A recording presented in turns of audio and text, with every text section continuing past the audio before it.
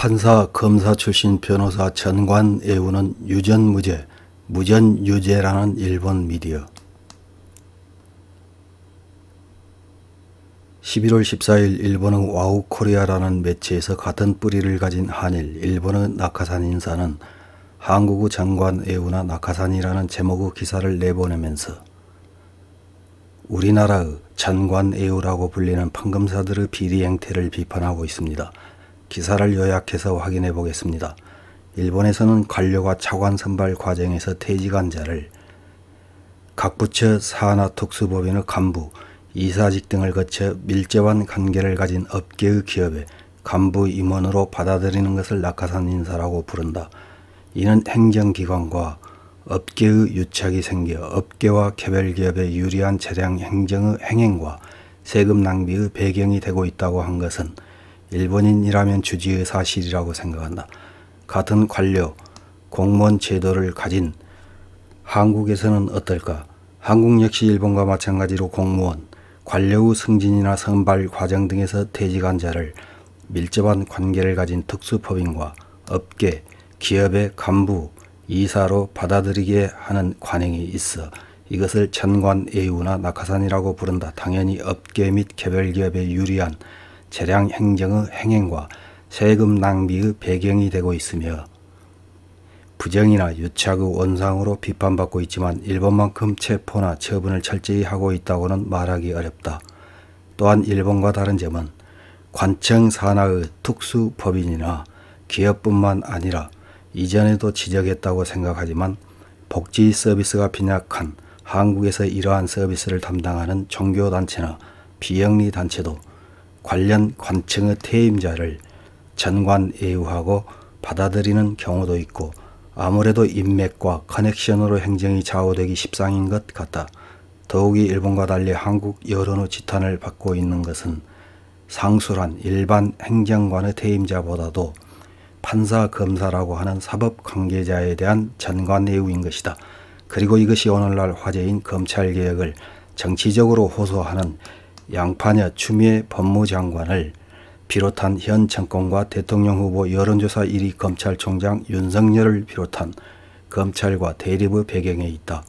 즉 판사, 검사를 퇴직한 자가 변호사 사무소와 기업에 취직했을 때나 독립개업했을 때 재판에서 현역 판사와 검사가 판사, 검사 경험자인 변호사 측에 유리한 편의를 도모하여 판결, 화해 공고, 재판 운영 처분 등을 내린다고 하는 이른바 위법 행위를 의심받아도 어쩔 수 없는 행위를 가리킨다.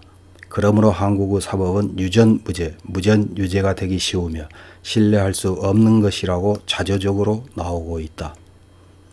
한국에서 여러 법조인들을 보고 느낀 것은 재벌 고문 변호사 겸 판사, 검사로서 법원과 검찰에서 근무하고 있다고 밖에 생각할 수 없는 법조인들의 실태다.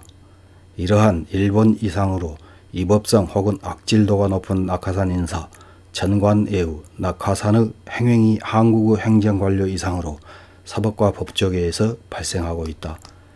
이런 일이 한국의 사법, 법의 지배, 법치 등을 애곡하고 국민들 사이에서 법과 사법에 대한 신뢰성을 해치고 있는 현상을 지적하지 않을 수 없다. 이런 기사를 읽은 일본 네티즌들은 어떤 댓글을 달았는지 몇 개 확인해보고 마치겠습니다. 첫 번째 댓글입니다. 한국을 보면 모든 면에서 일본과 중국의 나쁜 점만 취한 나라라고 생각한다. 한국식 유교 사회에 일본이 지식과 노하우를 전수하다 보니 이상만 높아지고 현실이 따라가지 못한다. 반도체는 만들 수 있는데 기초 부재나 공작 기계는 제대로 만들 수 없는 것도 그 일례. 다음 댓글입니다. 뿌리는 차치하더라도 한국은 법이 맞지 않는 듯한 나라. 일본은 법치국가입니다. 함께할 이유는 없습니다. 다음 댓글입니다. 일본과 같은 형식이라면 친일 아닌가요? 국가 제도도 바꾸는 게 어떨까요? 북조국 김을 왕으로 일본 통치 이전의 국가체제로 되돌리면 된다고 생각해요. 잘 기능할지는 모르겠지만 친일은 아니게 됩니다. 다음 댓글입니다. 전략물자 부정수출로 발단한 일본의 수출관리 광화는 남쪽의 산업 경쟁력을 지탱하는 우대 조치의 폐지이며 경제에서 일본으로부터 분리되는 위기감을 일깨워줬을 것이다. 독도를 불법 점거하고 위안부 정부 간 합의를 훼손한 신뢰할 수 없는 나라인 만큼 한국에 대한 우대 조치는 즉시 철폐해야 할 것이다. 다음 댓글입니다. 하급 관리에 이르기까지 뇌물이 통용되는 나라가 한국입니다만 최근 일본도 조금 나빠지고 있는 것 같습니다. 한국을 닮아간다면 최악입니다. 일본에 영향을 주지 마세요. 다음 댓글입니다. 일본인의 뿌리는 과학적 검증의 결과 동남아시아 대만에서 오키나와 루트로 와 있습니다. 일본인의 뿌리에 한국은 1mm도 관계없습니다. 중국에서의 영향만 해도 한반도는 통과점에 지나지 않고 그 통과점이 무슨 의미가 있는 것일까요? 다음 댓글입니다. 한국의 본질은 오선화 씨가 지적하고 있는 것처럼 소중화 사상과 사대주의, 일본에는 그런 사상은 전무 이웃나라이지만 공통의 가치관은 없다. 거리를 두는 것 이외에 양호한 관계는 유지할 수 없다.